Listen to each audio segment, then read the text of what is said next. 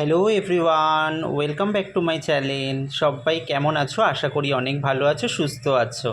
তো আজকে হচ্ছে লোকনাথ বাবার পুজো। তো জয় বাবা লোকনাথ। তোমাদের সবার প্রথমেই ভিডিও শুরুতেই লোকনাথ বাবার দর্শন করিয়ে দিলাম। তো আজকে লোকনাথ বাবাকে হচ্ছে ভোগ দেওয়া হয়েছে। ভোগ দর্শনে দুর্ভোগ কাটে, তো সবাইকে দেখে নাও সবাই কী দিয়ে ভোগ দেওয়া হয়েছে। আর যেহেতু এটা রান্নার চ্যালেঞ্জ, তো রান্নার ভিডিও তো তোমাদের সাথে থাকবেই। আর আজকে আমাদের বাড়িতে কী কী রান্না হলো সেটাই তোমাদের সাথে শেয়ার করে নেব। তো আজকে রান্না হচ্ছে, প্রথমেই দেখতে পেলে ডিম রয়েছে, আর এখানে মিক্সার জারে দিদি মশলা করে নিয়েছে, আর পাশে রয়েছে কিন্তু এই মৌরলা মাছ ভাজা। তোমরা এটা কী মাছ নামে জানো অবশ্যই কমেন্টস করে জানিও। আমরা তো এটা মৌরলা মাছ বলি।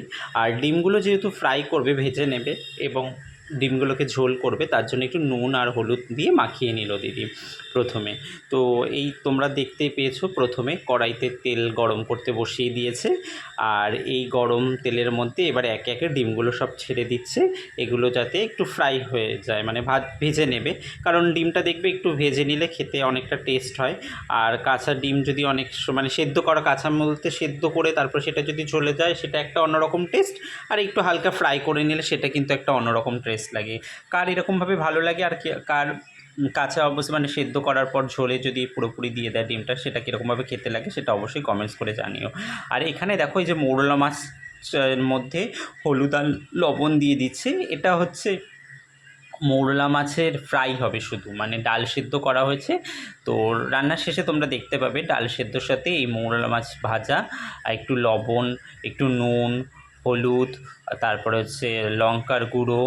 আর এখানে দেখো, যেহেতু মানে পাতিলেবু নেই, তো গন্ধরাজ লেবু দিয়ে দিচ্ছে। গন্ধরাজ লেবুর তো গন্ধ অনেকটাই সুন্দর লাগে। দিদি দুটো দিয়েছে, মানে দু টুকরো লেবু দিয়ে দিয়েছে। এরকমভাবে কিন্তু মাছটা তোমরা যদি ফ্রাই করো, মানে একদম পুরো ছাকা তেলে, এরকমভাবে কিন্তু মাছ ফ্রাই খেতে কিন্তু খুবই ভালো লাগে। শুধু শুধুও কিন্তু এই মাছ ফ্রাই দিয়ে কিন্তু ভাত খাওয়া হয়ে যায়। এক থালা ভাত কিন্তু লঙ্কা নুন দিয়ে খেয়ে নিতে পারবে। তো আমরা তো ডালের সাথে খাবো, তোমরা কীভাবে খাবে সেটা তোমরা অবশ্যই বাড়িতে করে টেস্ট করো, আর আমাদেরকে কিন্তু কমেন্ট করে জানিও। আর দেখো, ডিমগুলো ভাজা হয়ে গেছে, আর এখানে ডিমের রেসিপিটা তৈরি হবে, ডিম কারি। আর এখানে গোটা গরম মশলা রয়েছে, তারপরে হচ্ছে জিরে রয়েছে, তেজপাতা রয়েছে। গরম মশলার মধ্যে যেরকম হচ্ছে দারুচিনি, এলাচ, লবঙ্গ, এটা দিয়ে দিয়েছে।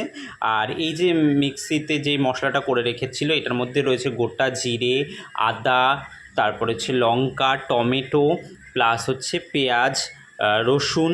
এই সম্পূর্ণ মশলাটা কিন্তু এটার মধ্যে দিয়ে দিল, যেটা মিক্সার জারে মিক্সি করে নিয়েছে। তারপরে ডিমটা রান্না হয়ে গেছে, এবারে ডিমটা পুরোটা দেখিয়ে দিলাম।